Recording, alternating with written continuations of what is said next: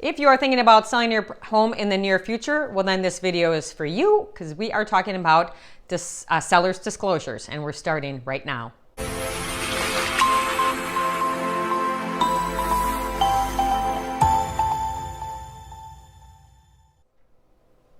Okay, welcome back. I am Michelle Miller with Michelle Miller Realty, and today, like I said, we are talking about seller's disclosures. This is going to be just kind of a quick down and dirty video today.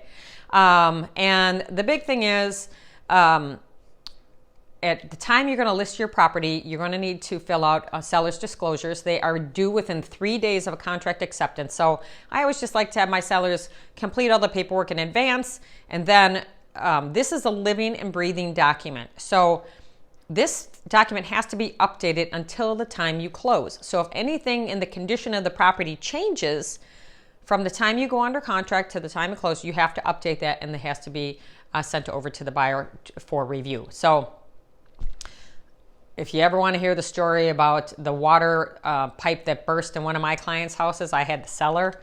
That was a crazy story.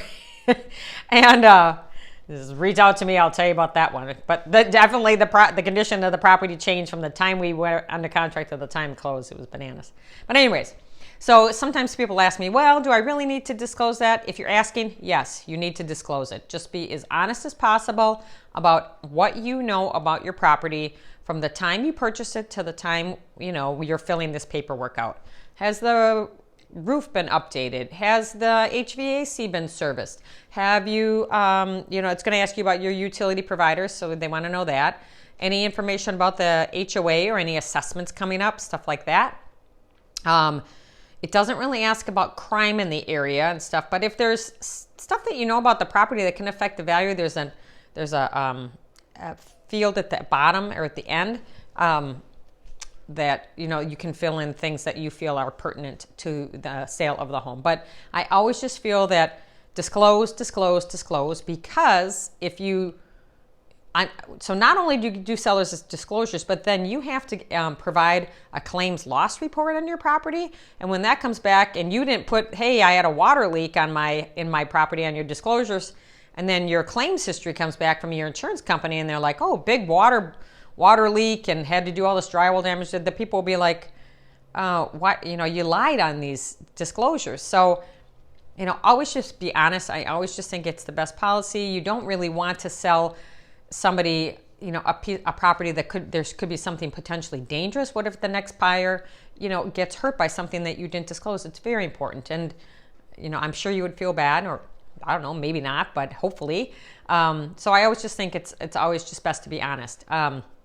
The other thing is, if you don't disclose something and it comes up later after you close, that's called a latent defect. You knew about it and you didn't disclose it, and then you could find yourself in court, and it's going to cost you way more money than if you maybe had just disclosed it and agreed to repair whatever it was in the first place. So again, honesty is just always the best policy, when you're selling your house. At least that's my feeling. So anyways, if you have questions specific about the seller's disclosures, this is just a quick one, but the long and the short of it is, just provide all the information And also, while you're filling this out, it's a good time to go through all your receipts and stuff and pull all that stuff out. Maybe have a folder that you leave for the buyer about, I serviced my air conditioner and here's all the receipts, and I had the roof done and here's the warranty on it, and a home was treated for termites. They will find that your house was treated for termites, because an inspector can tell. So you better give that one up too.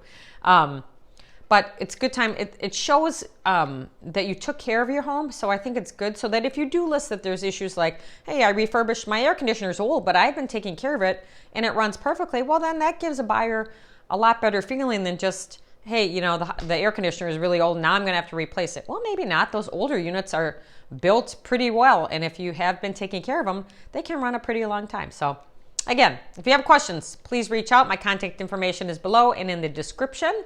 And if you like the content of this video, please make sure to press the subscribe button and press the notification bell so you know the next time we drop a video. So thank you for your time. I appreciate you, and I will see you in the next video.